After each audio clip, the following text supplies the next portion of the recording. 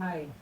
So, in my book, The Demons of Marriage and How to Overcome Them, we discussed in one of the pages, I discussed one of the demons, and they are some silent killers in marriage. One of these silent killers is poor communication.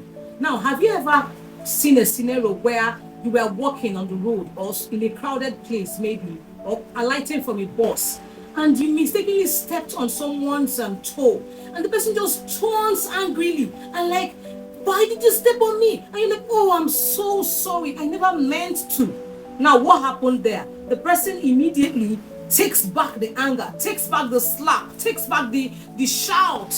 Okay, look at another scenario where a person was also in a crowd, in a crowded place, probably in a queue, in a mart, trying to buy stuff or pay, and then you wanted to take something from your bag and mistakenly you step on someone, and the person is like, why did you step on me? And you're like, didn't you see me? Why were you close to me? What happens? There is a fight immediately. The person begins to shout, you were the one who stepped on me. The other one says, no, you turned. No. Before you know it, there's an argument. The Bible in Proverbs 13 verse 1 says, a gentle answer turns away wrath. But harsh word stirs up anger. That's exactly what happened in that scenario.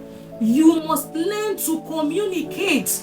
Communication in relationship, in the outside, in the home, with your spouse is very vital to the health of any union. To anywhere you find yourself, it helps a lot. Now, couples must learn and understand that their spouses are not spirits. They can't read your mind. Children must understand that their parents are not spirits. They can't read their minds. I was reading the book of Nehemiah when Nehemiah learned about the walls that were broken down, and he went before the king and he was doing his face somehow. And the king said, what is the matter? Remember, he was first of all afraid, and then he spoke up because of the countenance of his face. He didn't begin to shy away from what the matter was. So in every relationship, communication matters. Even in your place of work, we must learn how to communicate respectfully. We must learn how to communicate our heart openly. You must be honest. Okay, let me use another scenario. Another scenario now. Somebody goes to work. You're a believer and you are not feeling too well, and they ask you, what is the matter? Why are you not able to work? Why are you doing yourself? And then you're telling your boss, who is an atheist, I'm strong. The man is not saying, if you're strong, you're supposed to work. You say, I'm strong. Fine. In that context, at that time, you are trying to speak faith. But we must understand at the same time that it is not the right context. It's not the right word at the time. You can use other words. You can decide to say that I'm under the weather, right? Or I'm currently indisposed in health. That speaks better.